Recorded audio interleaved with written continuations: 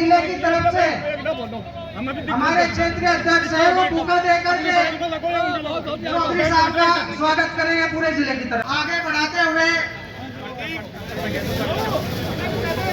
हमारे विधायक अशरफ अली खान इस स्वागत समारोह के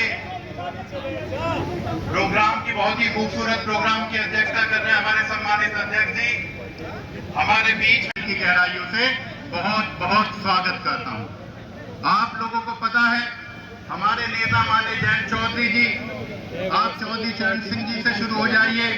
राष्ट्रीय लोकदल का जो कल्चर है, राष्ट्रीय लोकदल की जो पहचान है वो हमेशा किसानों के लिए है, इस देश के नौजवानों के लिए है, अति पिछड़ों के लिए है, दलितों के लिए है और जो दबा कुचला वर्ग है उसके लिए राष्ट्रीय लोकदल हमेशा लड़ाई लड़ता चला आया है। मुझे बड़ी खुशी है इस बात की कि चौधरी साहब बड़ी मजबूती के साथ हम सब लोगों को, जितने भी विधायक हैं, जब विधानसभा के सत्र चलते हैं किसानों के लिए लड़ाई लड़ने के लिए हमें प्रेरित करते हैं और हमें बताते हैं आपको किसानों की, महिलाओं की, दलितों की, अति पिछड़ों की आपको समस्याएं विधानसभा में उठानी है और उनका निदान आप सब लोगों को कराना है। तो ये शख्सियत है चौधरी साहब। राष्ट्रीय लोकदल जो दल है, आपको चौधरी चरण सिंह जी के बारे में मालूम होगा। चौधरी साहब कोई उद्योगपतियों के प्रोग्राम में बंबई या दिल्ली कहीं जाना पसंद नहीं करते थे और वो ये कहते थे कि मैं किसानों की लड़ाई लड़ता हूँ, किसानों के हक की बात करता हूँ, किसानों के लिए लड़ता हूँ। मैं आपका भला नहीं कर सकता तो मैं आपके किसी सम्मेलन में नहीं आ सकता। आज आप देख रहे हैं, ये हमारी बदकिस्मती है, मैं कहता हूँ कि हमारे जिला शामली की के तीनों मिले ऐसी हैं, किसानों का बकाया चला आ रहा है। शामली का तो बहुत बुरा हाल है, मगर इसकी लड़ाई भी राष्ट्रीय लोकदल बहुत मजबूती के साथ लड़ रहा है। चौधरी साहब ने अभी माननीय मुख्यमंत्री जी से मीटिंग करी थी। हम सभी विधायकों को जो है उस संगठन के लोगों को लेकर गए थे और हमें उम्मीद है कि जल्द से जल्द किसानों का जो पिछला शामली मिल पे है वो बकाया होगा और आगे का जो पेमेंट है वो बहुत जल्द सभी मिलों का अपडेट होगा। और उसमें आदरणीय चौधरी चरण सिंह जी एक अच्छे मंत्रालय पर होंगे। आज वो सौगात आप सब लोगों के आशीर्वाद से, बड़ों के आशीर्वाद से आदरणीय चौधरी जयंत सिंह जी को मिली है और जिसकी आवश्यकता होती है, आवश्यकता है थी हमारे जिले में एक ऐसा कार्यालय भी होना चाहिए जहां हम बैठ कर मीटिंग कर सकें। आज उस कार्यालय का भी उद्घाटन आदरणीय चौधरी जयंत सिंह जी के द्वारा हुआ है। हमें बड़ी खुशी है कि आज हमें ये दोनों सौगात मिली है।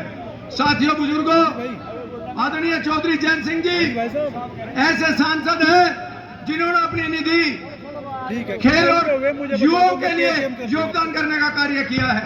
हमारे जिले में भी मैं बार बार अपने मंत्री जी का, आदरणीय चौधरी जयंत सिंह जी का धन्यवाद करता हूं। शामली जिले को भी कल्याण गांव में 25 लाख देने का कार्य किया है और अभी परसों छपरौली में देश का सबसे बड़ा स्किल डेवलपमेंट सेंटर खोल करके आदरणीय चौधरी जयंत सिंह जी ने दिखा दिया है कि इसके अंदर वो ताकत और वो जज्बा और वो नेतृत्व करने की क्षमता है।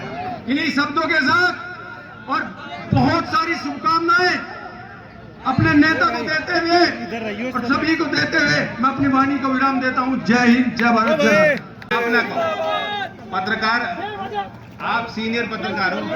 मलिक साहब चुप हो जाओ, मलिक साहब चुप हो जाओ, चुप हो जाओ मलिक साहब। चीत हो पा रही है, मिल पा रहे लोग। बहुत लोगों ने पुरानी एप्लीकेशन लिख के धर रखी थी, कब मौका मिलेगा। सरकार की अपनी चाल होती है, तौर तरीके होते हैं, प्रक्रियाएं होती हैं। आपने तो मुझसे पहले चौधरी अजीत सिंह जी भी देख रखे हैं। जब वे उनको मौका मिला, उनके हाथ में कलम आपने दी, कोई जिम्मेदारी उनके ऊपर थी, और उससे पहले चौधरी चरण सिंह जी भी आपने थे। विपक्ष की भूमिका में रहते हुए देख रखे हैं। विपक्ष की भूमिका एक होती है और जब आप सत्ता पक्ष में होते हो तो आपके कुछ लक्ष्मण रेखाएं भी होती हैं। आज मैं उस प्रकार से आजाद नहीं हूं। मेरा वक्त अपना वक्त नहीं है। पहले मेरा 100% वक्त पार्टी के विस्तार के लिए था, कार्यकर्ताओं की सुनवाई के लिए था, अपनी राजनीतिक जमीन मजबूत और दुरुस्त करने के लिए। आज पूरे देश के लिए मंत्रालय की जिम्मेदारी है। विभाग की अपनी मुश्किलें हैं, बारीकियां होती हैं, तकनीकी पहलू होते हैं। सांसदों के प्रति मेरी जवाबदेही है जो अपने अपने क्षेत्र का प्रतिनिधित्व करके चुनाव लड़के जीत के वहां पहुंचे हैं। उनके क्षेत्र की जनता की उम्मीदें उनसे होती हैं, और देश के बाहर के जो दूसरी सरकारें हैं, दूसरे देश हैं जहां हमारे ताल्लुकात अच्छे हैं, मधुर संबंध हैं, व्यापारी रिश्ते हैं, शिक्षा के क्षेत्र में हम लोग काम कर रहे हैं, करार हैं, संबंध है बहुत गहरे, उनके नेताओं से भी तालमेल और संपर्क संवाद मुझे करना पड़ता है। इसलिए इस बीच में अगर कोई इतने समय बाद मुझे मिल रहा है, कोई शिकायत भी होगी तो अपने मन में रखना और बुरा मत मानना। मैं आपका ही हूं, मैं यही आपको कहने आया हूं, और ना मैं आपसे कहीं दूर हूं। हमें अपनी प्रक्रियाओं को दुरुस्त करना पड़ेगा, कार्यालय के प्रबंधन को मजबूत करना पड़ेगा, अपने कार्यकर्ताओं को प्रशिक्षित करना पड़ेगा। जैसे चौई साहब के समय के ही कार्यकर्ता आज भी वही कारण है कि कई तूफान आ गए लेकिन हमारी नींव मजबूत रही। जो कार्यकर्ता दादाजी ने तैयार किए उस क्रांति के समय में, गांव-गांव में निकल के प्रचार करके, और आपने भरपूर सहयोग किया। जो कार्यकर्ता हमारे दल के, पार्टी के नाम बदल गए, सिंबल बदल गए, अलायंस बदल गई, सत्ता में गए, बाहर चले गए, संख्या बढ़ गई, घट गई, उन कार्यकर्ताओं पर कोई फर्क उस बात का नहीं पड़ा। कारण था कि एक वो विचार से बंधे। लंबे समय जिस तरह से लोकदल यहां तक पहुंचा है, आप लोग पहुंचे हो, आपने पहुंचाया है,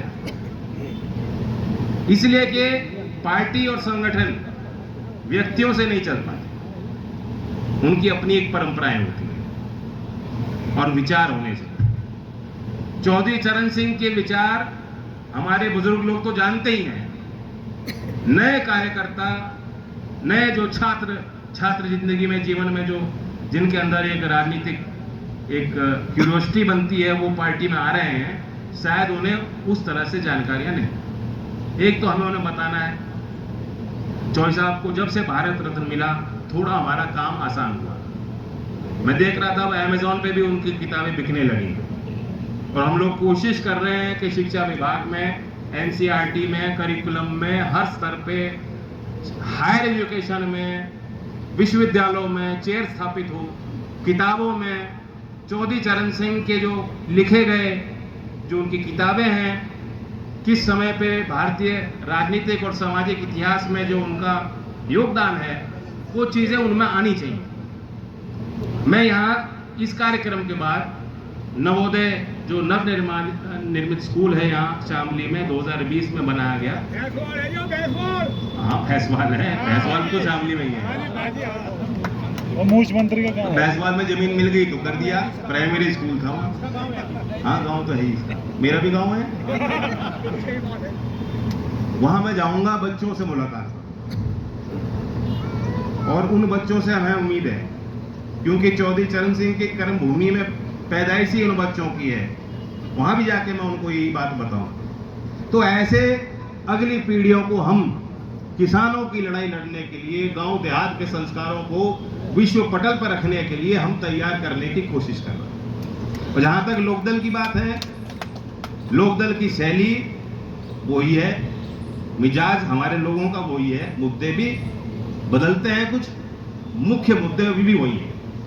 मैं अभी 2 दिन पहले छपरौली में था, वहां हमने कौशल प्रशिक्षण का एक विशेष केंद्र बनाया है। भर्ती के लिए जितने बच्चे हैं, कोई अग्निवीर में है, कोई पुलिस, कोई सीआरपीएफ, बीएसएफ की तैयारी कर रहे हैं, उनकी फिजिकल तैयारी हो, और उनको जो शैक्षिक तौर पर अपने आप को उनको तैयार करना है, जो उनको विद्या अपनी बेहतर करनी है, जानकारियां बेहतर करनी है, तो उसके लिए भी हमने उनके लिए लैब बना के दिया। हमारी कोशिश है, क्योंकि पश्चिमी उत्तर प्रदेश में इस तरह के प्रयास अब तक नहीं हो पाए थे कि जिले जिले में, गांव के स्तर पे जहां कोई पिछड़ा इलाका पड़ रहा है, वहां इस तरह के हम निर्माण मंत्रालय की तरफ से, प्राइवेट स्तरों पे CSR फंड्स के माध्यम से, जहां हमारे कोई जनप्रतिनिधि हैं उनसे मैं कहूँगा कि निधि से आप योगदान दीजिए, ताकि शिक्षा के क्षेत्र में हम वो निर्माण कर सकें कि गांव देहात के बच्चे और शहर में पल रहे बच्चे जब प्रतिस्पर्धा में जाएंगे तो बराबर के अवसर और बराबर की उनकी क्षमताएं वहां लोगों को दिखाई दें। मैं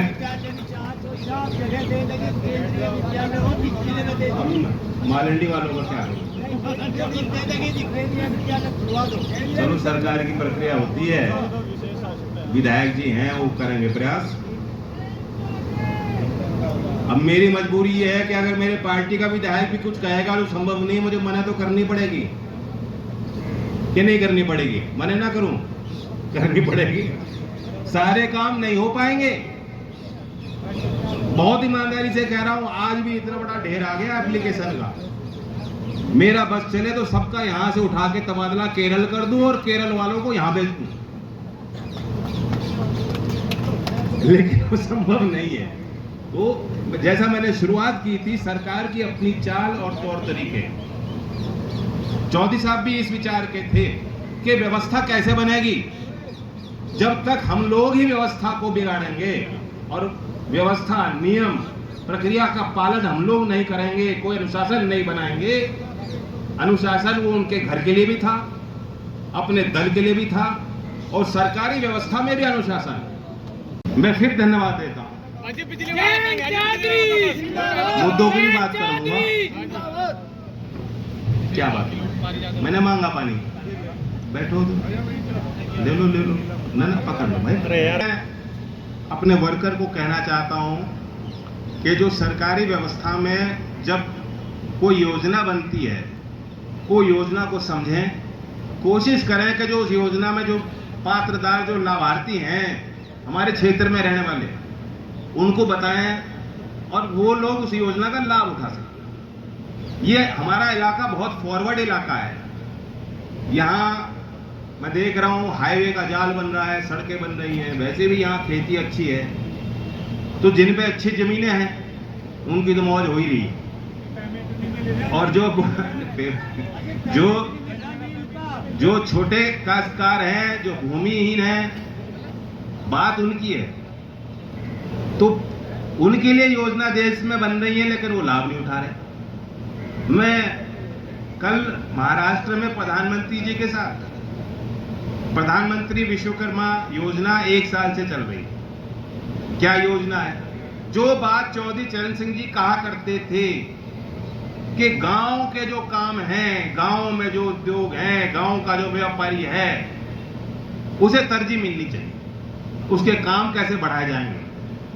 आज आजादी के बाद भारत सरकार ने पहली बार, एक तो चौधरी चरण सिंह जी का समय था और एक अब हुआ कि सरकार ने कहा कि जो काश्तकार है, जिन पे जो जमीन भूमिहीन जो इन कामों से जुड़ा हुआ है, कुम्हार है, सुनार है, मूर्ति बनाता है, माला बनाता है, खिलौने बनाता है, हाथ से काम करता है, राजमिस्त्री है, नाई है, बढ़ाई है, ये तो सब गांव में मिलते हैं कि नहीं मिलते? आज पहली बार भारत सरकार ने उनके लिए योजना बनाई। और योजना सिर्फ ये नहीं है कि हमने 6 दिन का ट्रेनिंग दे दिया और 15,000 रुपए का टूल किट दे दिया और चाहेंगे तो उनको 3 लाख रुपए का लोन भी मिल जाए, वहीं तक सीमित नहीं है। जब उनका पंजीकरण पीएम विश्वकर्मा में हो जाएगा, वह जो एक उद्यम के तौर पे, उद्यमी के तौर पे उनको गिना जाएगा। एमएसएमई मंत्रालय उनका उद्यम पोर्टल पे पंजीकरण कराएगी। आप इस बात को समझो, जब किसी व्यक्ति का जो छोटा काम कर रहा है उसका उद्यम पोर्टल पे पंजीकरण हो जाता है, वह सिर्फ 1-2 लाख 3 लाख के लिए नहीं, अगर उसे 50 लाख का भी ऋण लेना हो अपने काम के विस्तार के लिए, वो भी रास्ते उसके लिए खुल जाते हैं। जिन समाज के लोगों को जो इस काम से जुड़े हुए थे, आज तक सरकारें गिनती ही नहीं थी, गांवों में उनकी तरफ तो देखता ही नहीं था। आज उनके लिए इतनी शानदार योजना बनी है। और मैं शामली को देखता हूं, इतनी बड़ी योजना, 20 लाख लोग देश में पंजीकृत हो गए 1 साल में, और शामली में सिर्फ 306 हो पाए। और 306 में भी 9 लोग हैं जो ट्रेन हो पाए, जो प्रशिक्षित हो पाए, सिर्फ 9 लोग हैं। आप भी तो कहीं बाल कटाते हो, आप भी कहीं कपड़े बनवाते हो। हमारे यहाँ गांव में कुम्हार नहीं है क्या? मिस्त्री हैं कि नहीं? कितने हैं? 900 तो ज्यादा ही होंगे। तो कमी तो हम लोगों की कमी है। तो मैं उसके लिए विशेष कार्यशाला रखूंगा हमारे दल के कार्यकर्ताओं के लिए, सब जिम्मेदार साथियों के लिए। जो भी उसको अटेंड करना चाहता है आके सुन ले। मैं अपने जो अधिकारियों को भेजूंगा कैसे इस योजना में विस्तार हो, हमारे संचालित कर सके, उसको भी बैठाना जरूरी है। हमारे जितने विधायक हैं, सुन लो, जितने विधायक हैं एक एक जिले को अपनाएंगे और एक एक ऐसे नौजवान की तनख्वाह हमारे विधायक देंगे। हमारी पार्टी की बस की बात नहीं है। ये मत सोचना कि सत्ता में आगे कुछ नहीं है। जो चंदा देते हो उसी से चल रही पार्टी। ये भी चंदा की जगह है, ये भी योगदान की जगह है आप लोगों की। तो इसलिए, और वो नौजवान को हम प्रशिक्षण भी दे देंगे। आज सरकार ने एक जन सुनवाई की एक वेबसाइट बना रखी है।